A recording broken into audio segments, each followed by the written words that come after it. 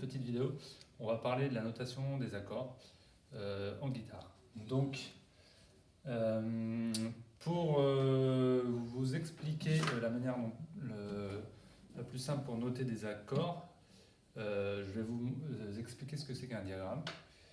Donc déjà, on va représenter 6 lignes qui correspondront évidemment aux 6 cordes de la guitare. Et au début de ces lignes, 2 lignes perpendiculaires pour représenter le si. Ensuite, au moins 3 cases.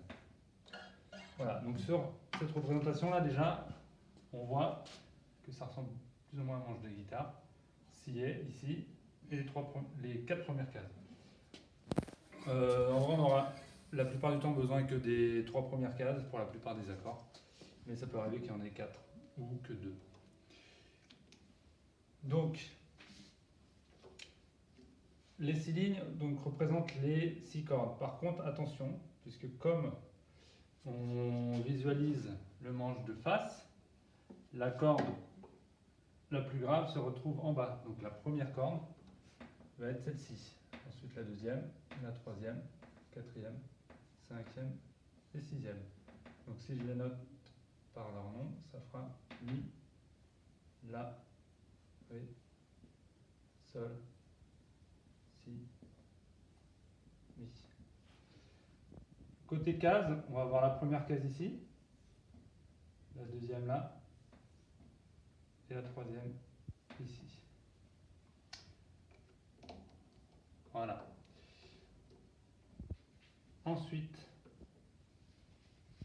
donc pour ne pas se mélanger, je vais enlever ça. Vous allez comprendre. On va noter, ça c'est ce qui nous intéresse, la position des doigts. Donc là, je vais vous faire un accord où le premier doigt sera donc dans la première case. Je reprends, voilà. Première case, et donc on va le symboliser par un rond. Première case, cinquième corde sur la corde de Si. Deuxième doigt sera dans la deuxième case, troisième corde, et troisième doigt sur la quatrième corde, toujours la même case. Petite annotation supplémentaire, vous allez trouver souvent en marge, donc à gauche du Si, ce genre de symbole. Donc le rond représentera une corde jouée à vide, donc une corde où on n'appuie pas avec son doigt, mais qui doit sonner quand même, et une croix, une corde qui est non jouée. Donc si je vous fais cet accord-là, si je regarde mon manche, c'est-à-dire que le premier doigt va venir cinquième corde, mon deuxième, troisième corde, deuxième case, et mon troisième, quatrième corde, deuxième case. Si je reprends ma guitare droite, ça va faire ça. On joue à partir de la deuxième.